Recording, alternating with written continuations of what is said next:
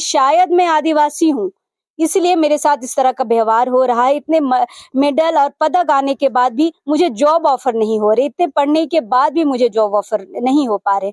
जो यहाँ के खेल मंत्री है, हमारे जो मुख्यमंत्री है, उनसे भी हम ये गुजारिश करेंगे कि खेल विभाग हो या फिर खुद मुख्यमंत्री इस पर एक्शन ले और पूर्णिमा को एक अच्छी नौकरी जरूर दे कि घर की जो स्थिति है थोड़ी बहुत सुधार हो पाए।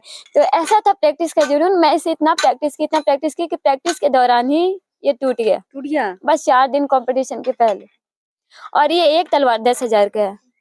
ये तलवार 10,000 का है? हाँ, ये तलवार 10,000 का है। और कंपटीशन के बस 4 दिन पहले मेरा वेपन्स टूट गया, जो मेरा सब कुछ था जिसे मैं परफॉर्म करने वाली थी। कैसे किए? फिर सर बोले कि नया लेना पड़ेगा और मेरे पास जाने के लिए पैसा जुगाड़ करना है कि शॉर्ट लो। तो फिर क्या करूँ, कुछ समझ में नहीं आया। फिर जो टीम में बच्चे थे जो मेरे साथ जा रहे थे, तो फिर मैंने उनसे कहा कि बस परफॉर्म करने के लिए दे दो, प्रैक्टिस के लिए नहीं। क्योंकि आपने मांग के किया? हाँ, वेपन्स कोई देता नहीं है क्योंकि इतना महंगा है, टूट गया तो फिर वो कहाँ से लेगी। तो कोई प्रैक्टिस के लिए फिर दिया नहीं। और जब मैं नेशनल पार्टिसिपेट कर रही थी, इंटरनेशनल, तो बस बोली ठीक है मैं इवेंट के समय दे दूंगी। लाइट देखिए यहाँ पे ये अभी लगा है, घर में पूरे घर में बस एक ही बल्ब है, क्योंकि एक बल्ब ज्यादा मीटर नहीं लेगा, आसानी से 100-200 ये भर पाएंगे। और अभी भी देखिए 2023 के जमाने में अभी भी डिबरी है घर में और डिबरी जलते आया है 6 महीना पहले तक। बच्चियां इतना पढ़ ली है, एमए पीजी कर ली है सिर्फ डिबरी के सहारे। अब इस वक्त मैं पूर्णिमा लिंडा के घर में हूँ, वही पूर्णिमा लिंडा जिसने मॉस्को स्टार इंटरनेशनल वुशु प्रतियोगिता में कांस्य पदक जीता। यह प्रतियोगिता 2 से 8 मई तक मॉस्को में हुई थी और इसमें कांस्य पदक जीता पूर्णिमा ने। पूर्णिमा जब रांची आती है तो उसका भव्य स्वागत किया जाता है, फूल, बुके, गमछा से उसका स्वागत किया जाता है। लेकिन कोई नेता मंत्री ऐसा नहीं है जिसके घर पर आए और घर की स्थिति देखे। पूर्णिमा का कहना है कि हम 4थे क्लास से, जब हम 4th क्लास में थे तब से नेशनल अवार्ड लेते आए हैं, इस खेल में नेशनल पदक जीतते आई है। घर की स्थिति बहुत ही दयनीय है, खपड़ा का घर है और घर के अंदर आज भी मिट्टी का घर है। मिट्टी के घर में लाइट नहीं है, बड़ा मुश्किल। अभी 6 महीना पहले इन्होंने लाइट लगाया, ये देखिए यहाँ पीछे मीटर लगा हुआ है। और सिर्फ 6 महीना पहले लाइट लगाने का रीजन बस यही था कि लाइट लेने के लिए जो पैसे लगते हैं 10,000 12,000, इसके लिए पैसे नहीं थे घर में।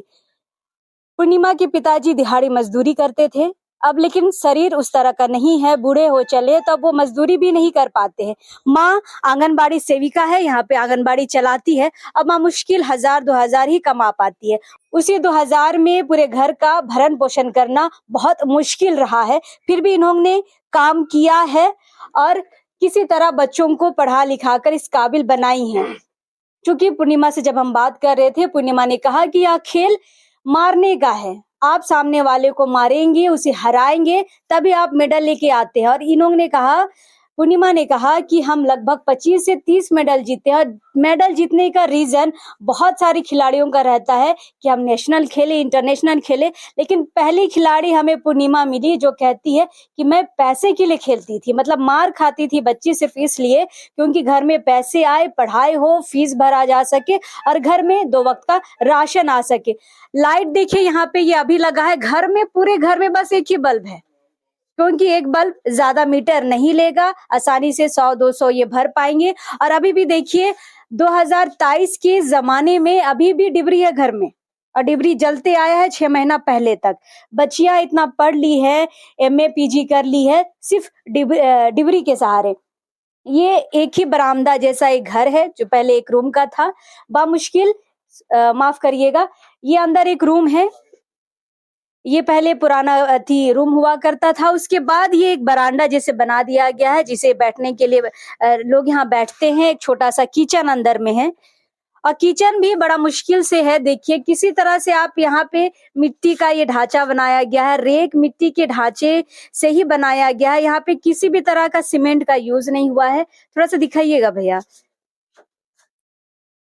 ये देखिए ये सिर्फ मिट्टी का सेल्फ है जिसमें बर्तन रखे गए हैं। घर में इतने भी पैसे नहीं हैं इनके पास कि ये एक सेल्फ लगा सके, एक अच्छे से किचन बना सके।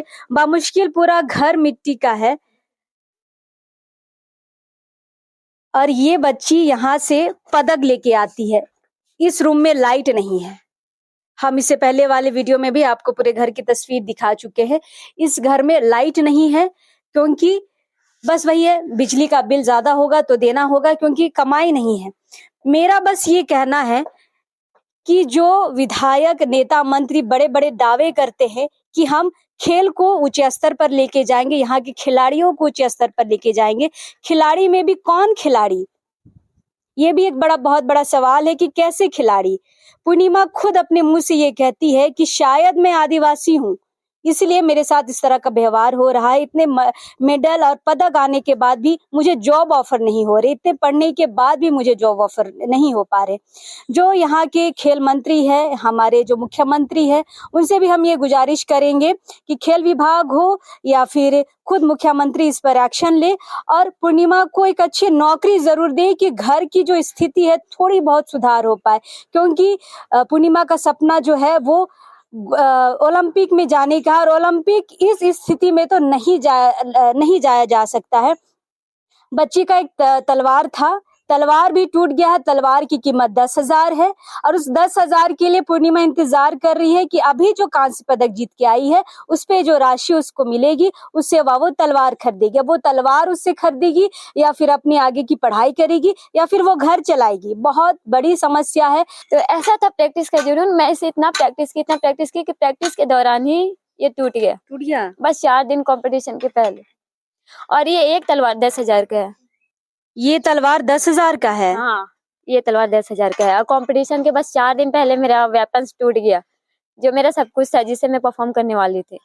कैसे किए? फिर सर बोले कि नया लेना पड़ेगा और मेरे पास जाने के लिए पैसा जुगाड़ करना है कि शॉर्ट लो। तो फिर क्या करूँ, कुछ समझ में नहीं आया। फिर जो टीम में बच्चे थे जो मेरे साथ जा रहे थे, तो फिर मैंने उनसे कहा कि बस परफॉर्म करने के लिए दे दो, प्रैक्टिस के लिए नहीं। क्योंकि आपने मांग के किया? हाँ, वेपन्स कोई देता नहीं है क्योंकि इतना महंगा है, टूट गया तो फिर वो कहाँ से लेगी। तो कोई प्रैक्टिस के लिए फिर दिया नहीं। और जब मैं नेशनल पार्टिसिपेट कर रही थी, इंटरनेशनल, तो बस बोली ठीक है मैं इवेंट के समय दे दूंगी। लोगों को भी इसमें जरूर साथ देना चाहिए। जितने भी आदिवासी संगठन हैं, जितने भी बड़े बड़े दावे करते हैं कि हम अपनी बच्चियों को आगे लेके आएंगे, उन्हें आगे बढ़ाएंगे, तो उनके लिए भी ये सवाल है कि आप आइए भाई इनके घर, इनकी परिस्थितियों को देखिए और पूर्णिमा को मदद करिए। इनके पिताजी दिहाड़ी मजदूरी करके किसी तरह से काम किए, आंगनबाड़ी से 1000-2000 से इनका घर चल रहा है। छोटे भाई की पढ़ाई छूट गई है क्योंकि इसके पास पैसे नहीं है आगे पढ़ने के लिए। ग्रेजुएशन तक पढ़ा है बच्चा, इसको पीजी करना है। देश सेवा की भावना इसके अंदर भी है, ये भी कुछ करना चाहता है, लेकिन आप लोगों से मदद की जरूरत है। जो भी आदिवासी संगठन है या जो ऐसे परिवार है जो इनको मदद दे सके, जो तलवार खरीद सके या फिर इसके छोटे भाई की आगे की पढ़ाई करा सके, एडमिशन तक भी तो कोई करा दे भाई। तो हमारा बस ये वीडियो बनाने का मकसद बस इतना ही था, ये परिस्थिति दिखाने का मकसद बस इतना था कि आप इस इंटरनेशनल खिलाड़ी के घर को थोड़े से मदद की जरूरत है। आप मदद कर सकते हैं, मदद छोटा बड़ा कुछ नहीं होता है, आपको जैसा लगे आप मदद कर सकते हैं। और मैं गुजारिश करूंगी यहाँ के खेल मंत्री से, खेल विभाग से और हमारे माननीय मुख्यमंत्री हेमंत सोरेन से कि पूर्णिमा लिंडा को, अपनी आदिवासी बेटी को थोड़ा सा मदद करिए। मदद की बहुत सख्त जरूरत है पूर्णिमा के पास। पूर्णिमा को फिलहाल हम हैं यहाँ पे, लगातार हम इस तरह की खबरें दिखाते रहते हैं। जो भी आदिवासी भाई बहन थोड़े से आगे बढ़ने की कोशिश करते हैं, हम उन्हें और आगे बढ़ाने की कोशिश करते हैं। आप लोगों से मदद भी चाहते हैं, उनकी मदद करिए और बेटी को ओलंपिक तक पहुंचाने में मदद करें। जोहार रहेगा।